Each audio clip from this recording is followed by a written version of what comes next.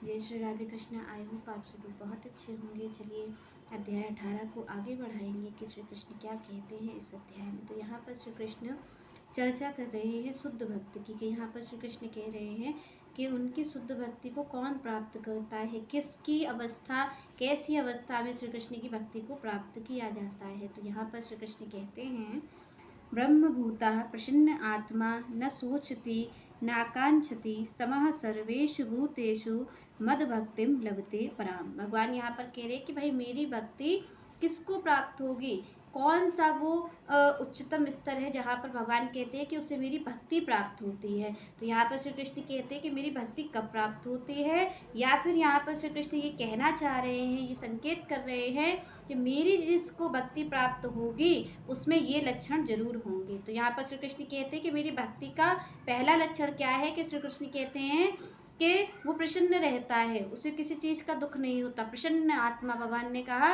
न सोचती ना कांचती। भगवान कहते हैं ना तो किसी चीज़ का उसको शोक है, कोई चीज़ खो जाने का उसको शोक नहीं है, और कांचती भगवान कहते हैं किसी चीज़ की इच्छा नहीं है। तो यहाँ पर श्री कृष्ण कहते हैं कि यहाँ पर उसमें दो चीज़ें मिलेंगी, ना तो उसको किसी चीज़ को खोने का डर है, या जो चीज़ें चली गई हैं उन पे खेद भी नहीं करता है, उसे कोई इच्छा भी नहीं है। और यहाँ पर श्री कृष्ण ने एक बात कही कि वो सब जीवों को समान दृष्टि से देखता है। उसके लिए चाहे वो कुत्ता हो, बिल्ली हो, कोई पशु रहे या पक्षी रहे या कोई मानव रहे, श्री कृष्ण कहते हैं एक दृष्टि से देखता है, चाहे कोई वो गरीब व्यक्ति हो या फिर कोई राजा क्यों ना हो। श्री कृष्ण कहते हैं भक्ति की दृष्टि में एक ही है। तो श्री कृष्ण कहते हैं कि वो सबको समान दृष्टि से देखता है। अगर कोई यहाँ पर है तो श्री कृष्ण कहते हैं इस तरीके से आगे जा कर के वो मेरी भक्ति को प्राप्त करता है।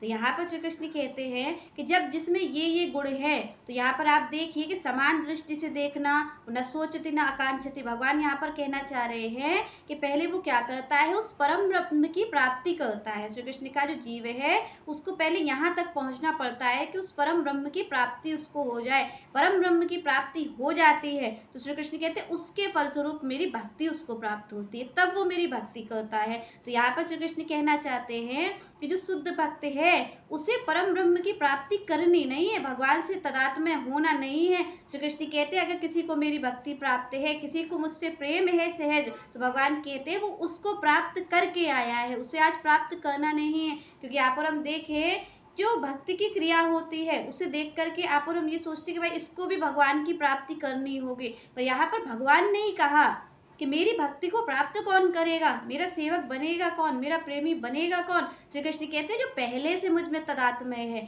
मुझ में उसको, मेरे भक्त को भगवान कह रहे हैं कि यहाँ पर मुझसे मिलना नहीं है। श्री कृष्ण कहते हैं वो मुझसे मिला हुआ है, तभी तो उसे मेरी याद आ रही है। क्योंकि जब आप और हम किसी से मिले ही नहीं होंगे, हमें मिलना होगा, तो मिलने के लिए तो अनेकों अनेकों प्रयास रहते हैं। तो आप देखिए भक्तों के जीवन में क्या है, भक्तों के जीवन में केवल और केवल हम देखते हैं कि उनके जीवन में कोई उनको दुख नहीं है संसारिक, पर फिर भी श्री कृष्ण के जो भक्त हैं उनके जो नेत्र है वो कभी सूखे नहीं मिलेंगे।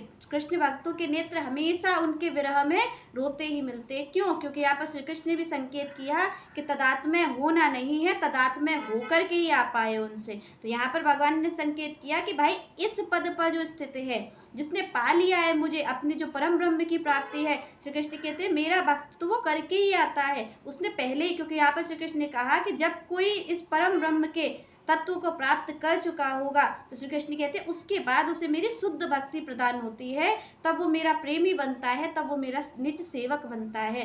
तो यहाँ पर श्री कृष्ण ने कहा कि जो मेरा शुद्ध भक्त है उसे यहाँ पर संसार में रह करके उसे प्राप्ति करनी नहीं है, क्योंकि वो प्राप्त मुझे कर ही चुका है, पहले ही प्राप्त कर चुका है। तो श्री कृष्ण कहते उसको मेरी शुद्ध भक्ति मिलती है। तो जितने जो भक्त आए आप देखिए, चाहे मीरा जी हों, चाहे रसखान जी हों, चाहे नामदेव जी हो, कोई भी श्रेष्ठ भक्त जो भी आए हैं, जो भी भक्त आए हैं, उन्हें यहाँ पर जितनी भी आप देखिए तो विरह में रोते ही मिले हैं। किसके विरह में? श्री कृष्ण के विरह में। यहाँ पर आप देखिए गोपियाँ क्या है कि गोपियाँ रोती ही मिल रही हैं श्री कृष्ण के विरह में। क्यों? क्योंकि श्री कृष्ण की प्राप्ति के बाद ही तो विरह हुआ है। गोपियों को आप और हम विचार करें, क्या गोपियों को किसी भजन की आवश्यकता हो गई? आप देखिए जब उद्धव गए और उद्धव ने उनसे कहा कि आप परम ब्रह्म की उपासना करिए, तो यहाँ पर गोपियों ने क्या कहा कि उद्धव को लगा कि भाई गोपियाँ पढ़ी नहीं है, गोपियाँ शायद गवार गोपियाँ हैं, इन्होंने ब्रह्म तत्व का ज्ञान किया नहीं है। पर यहाँ पर गोपियों ने जैसा ज्ञान उद्धव को दिया, तो यहाँ पर उद्धव जी भी जान गए कि भाई जो भगवान यहाँ पर बात कह रहे हैं वही बात सिद्ध होती है कि गोपियों को तो परम तत्व का ज्ञान पहले ही था।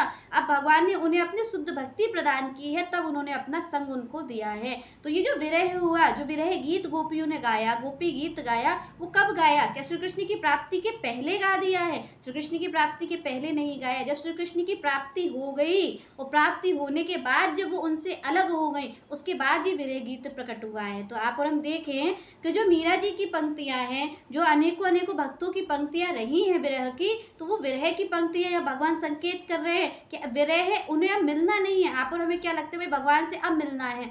वो जो भक्त की लीला होती है वो भी यही दिखाती है, क्योंकि संसार भक्त को जान ही नहीं पाता है कि भक्त की लीला क्या है, क्योंकि ये तो भगवान और उनका भक्त ही जानता है। पर यहाँ पर संसार को लगता है भाई ये भगवान की प्राप्ति करने के लिए आया है, जबकि जो भक्त होता है वो प्राप्ति करने के लिए नहीं आता, उससे प्राप्त होते हैं। और प्राप्त होने के बाद जब श्री कृष्ण अपने आप से बिछोड़ करके इस मृत्युलोक में उसको भेजते हैं, तो वो जो विरह है वो भक्त में प्रकट होता है। भक्त में हमेशा आप देखिए कि भक्त के नेत्र कभी सूखेंगे नहीं। वो ज्ञान की दृष्टि से नहीं देख रहा, वो प्रेम की दृष्टि से देख रहा है।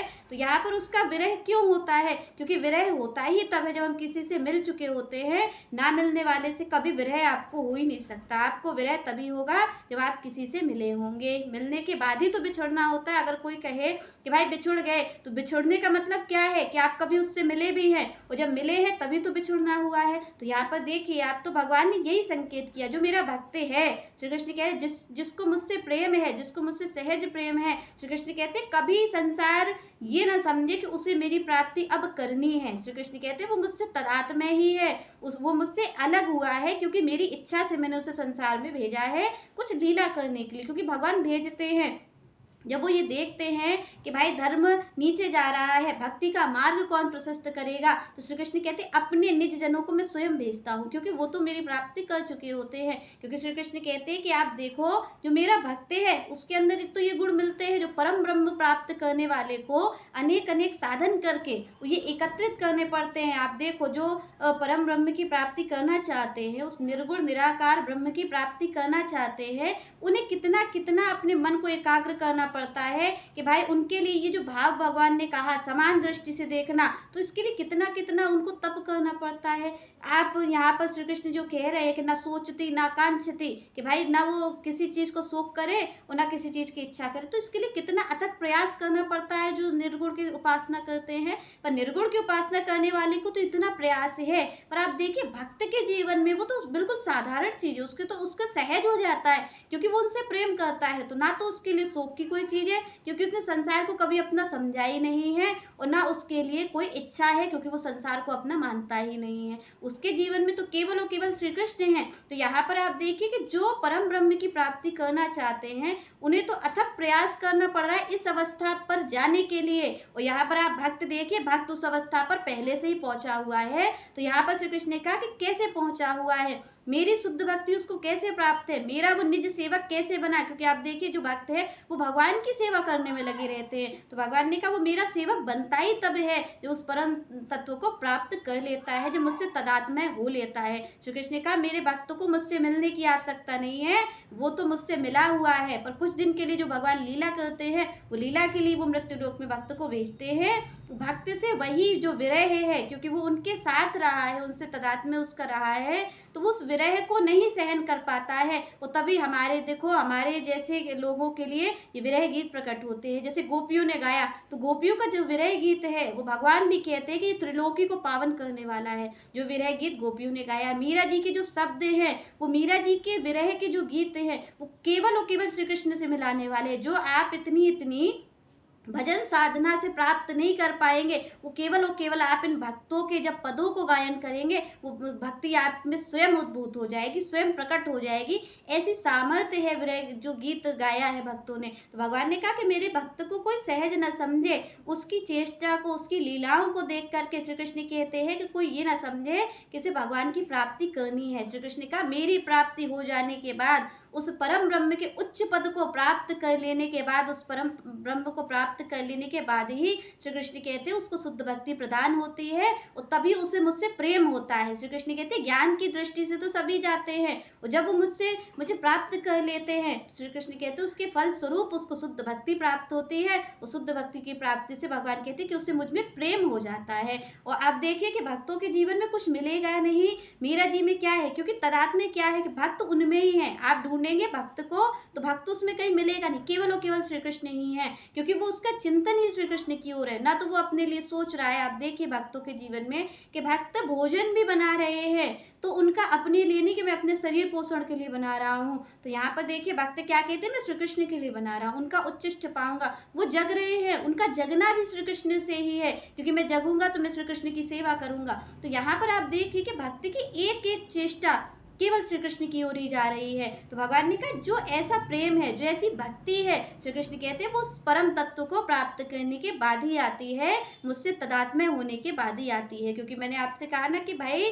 कोई किसी को प्रेम तो तब करेगा जब वो जानता होगा, और जानने के बाद ही प्रेम होता है। तो भगवान कहते हैं मेरा जो शुद्ध भक्त है, जिसने प्रेम किया है, तो श्री कृष्ण कहते हैं वो मुझे जानता है, वो मुझे पहचानता है, मेरा संगी साथी रहा है। श्री कृष्ण कहते हैं क्योंकि वो बिछड़ जाता है, और ये चीज़ जब शुद्ध भक्तों को शुद्ध आती है तो वो विरह गीत को प्रकट करता है, वो विरह को प्रकट करते हैं। तो भगवान ने कहा कि वो मुझे मिलना अब चाहता नहीं, वो तो मुझसे मिला हुआ है। तो श्री कृष्ण कहते हैं मेरे भक्तों को किसी परम ब्रह्म की प्राप्ति की अब जरूरत नहीं है, क्योंकि जो निर्गुण निराकार होते हैं वो ये कहते हैं कि भाई भक्तों को भजन करना चाहिए, ये करना चाहिए। तो आप अनेकों लोगों को देखेंगे कि भक्तों के जीवन में भजन नहीं रहा है, पर सहज प्रेम रहा है, सहज तुम संग सहज स्नेह। जो कहा तुलसीदास जी ने कि भाई भक्त का स्वरूप कैसा हो, तुम संग सहज स्नेह, कि आपसे कुछ लेने की उसकी नहीं इच्छा हो, तो आपके साथ केवल सहज का स्नेह हो, केवल सहज का प्रेम हो। तो ऐसा आप किसके जीवन में देखेंगे जिसको लेने की इच्छा नहीं है, वो सहज प्रेम है,